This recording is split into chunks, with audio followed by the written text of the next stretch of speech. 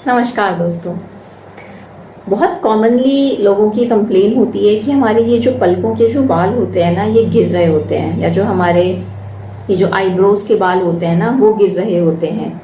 क्या कारण है ऐसा कि हमारे पलकों के बाल गिरने लगते हैं, हमारी आंख में खुजली होने लगती है, और कभी कभी हमारी आंखों में ऐसा लगता है कि ये जो पलक का जो बेस होता है ना, वहाँ पर कुछ सफ़ेद सफ़ेद सा फ्लेकी टाइप का, रूसी टाइप का, डैंड्रफ टाइप का जमने लगता है। तो आइए आज के इस वीडियो में मैं डॉक्टर पल्लवी मिश्रा आँखों की जो पलकें होती हैं वो गिरती क्यों हैं, या जो हमारी बोहें होती हैं, जो हमारी आईब्रोज होती हैं, वो क्यों गिरती हैं, के बारे में आपको जानकारी दूंगी।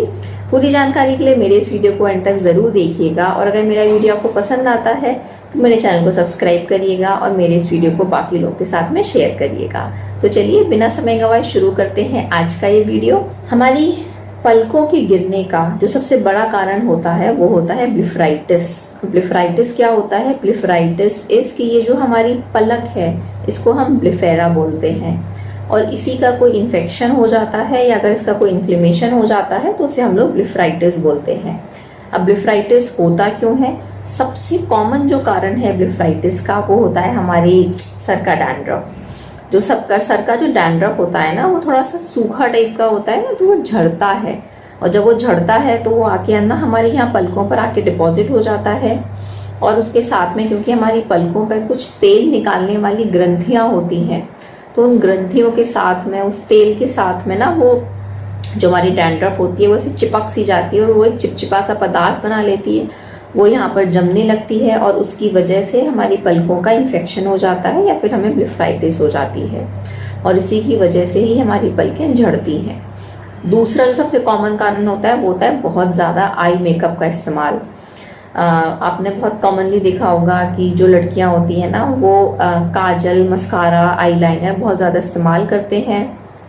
हर कोई बहुत अच्छे प्रोडक्ट तो इस्तेमाल करता नहीं है। हम लोग कभी कभी क्या होता है, एक तो सस्ते प्रोडक्ट की तरफ जाते हैं, या फिर हम लोग ऐसे प्रोडक्ट यूज़ करते हैं जो कि पहले किसी और को कोई और यूज़ कर चुका होता है, हम उसके शेयर्ड प्रोडक्ट यूज़ करते हैं, अपने प्रोडक्ट दूसरों के साथ में शेयर करते हैं। एक्सपायरी जब उसकी हो जाती है, जो भी एक नियमित या उसमें डेट ऑफ एक्सपायरी लिखी होती है, और अगर वो प्रोडक्ट ख़त्म नहीं हुआ होता है तो हम उसके बाद में भी वो प्रोडक्ट का इस्तेमाल करते हैं, और ये सबसे ज़्यादा घातक होता है, या ये एक बहुत बड़ा कारण होता है हमारे पलकों के बालों के झड़ने का। क्योंकि जो हमारे आई मेकअप के प्रोडक्ट होते हैं, हमारा काजल हो गया, हमारा मस्कारा हो गया, इसमें क्या होता है, इसमें एक समय के बाद में जब उसका इफेक्ट ख़त्म हो जाता है तो इसमें माइक्रो ऑर्गेनिजम्स या कीटाणु ग्रो करने लगते हैं, और वो कीटाणु उस आई मेकअप प्रोडक्ट के थ्रू हमारी पलकों पर ट्रांसफ़र होते हैं, वहाँ पर इन्फेक्शन कराते हैं, और उसकी वजह से हमारी पलकों के बाल जो होता है वो गिरने लगते हैं। तीसरा बहुत बड़ा इंपॉर्टेंट कारण होता है एलर्जी। जब भी हमें आँख में खुजली होती है, हम बहुत विग्रसली अपनी आँखों को रगड़ते हैं, तो ऐसे केस में ना, जब हमारा पलकें ऑलरेडी कमज़ोर हो चुकी होती हैं, तो जब हम उसको अच्छे विग्रसली रगड़ते हैं तो हमारे पलकों के बाल गिरने लगते हैं। मतलब दिन में लगभग हमारे 8 से 10 बाल गिर जाते हैं, और कोई भी जब हमें देखता है तो उसको इस चीज़ समझ में आती है कि जो नॉर्मली जो हमारी पलकों की जो एक डेंसिटी होती है ना, वो कम हो जाती है, और पलकों के बाल हमारे बहुत स्पार्स हो जाते हैं, बहुत बिखरे बिखरे से हो जाते हैं, हमारी पलकें ना बहुत अजीब सी लगती हैं। नॉर्मली दिन के 1-2 बाल टूटना इज़ नॉर्मल, हमारे सर के बाल भी टूटते हैं, हमारे शरीर की हर चीज़ शेड ऑफ होती है, हमारी स्किन शेड ऑफ होती है, हमारे सर के बाल शेड ऑफ होते हैं, लेकिन अगर ये दर बढ़ जाती है तो उसकी वजह से हमारी पलकें जो है बहुत अजीब सी लगने लगती हैं। ये एक बहुत कॉमन कंसर्न होता है, लोग अपनी लुक्स को लेके बहुत ज़्यादा परेशान हो जाते हैं, एक बहुत वाजिब सी बात भी है। तो अब हमें करना क्या चाहिए? देखिए, सबसे पहले तो हमको ट्रीटमेंट पर जाने से पहले मैं आपको ये बताना चाहूँगी कि इससे बचाव क्या कर सकते हैं हम लोग। किसी भी चीज़ का ट्रीटमेंट से अच्छा ना उसका बचाव होता है, कि क्या हम ऐसा सावधानियाँ रखें या फिर क्या हम ऐसा प्रिकॉशन लें कि ये चीज़ हो ही ना, ताकि हमें जो उससे होने वाली परेशानी है वो फेस ही ना करनी पड़े। तो सबसे पहले तो मैं बात करूँगी कि जो अपना आई मेकअप है उसको एक सर्टेन डेट ऑफ एक्सपायरी जो उसमें मेंशन्ड है उसके बाद आप उसको डिस्कार्ड कर दीजिए। प्लीज़ इस मोह में मत रहिए, या फिर इस मैं क्या कहूँ, इस कंजूसी में मत रहिए कि नहीं हम उसको ना अभी तो बचाए ना, तो कुछ दिन और इस्तेमाल कर लेते हैं, अरे किसी और का इस्तेमाल कर लेंगे, क्योंकि वो ना आपको फ़ायदे से ज़्यादा नुकसान करेगा।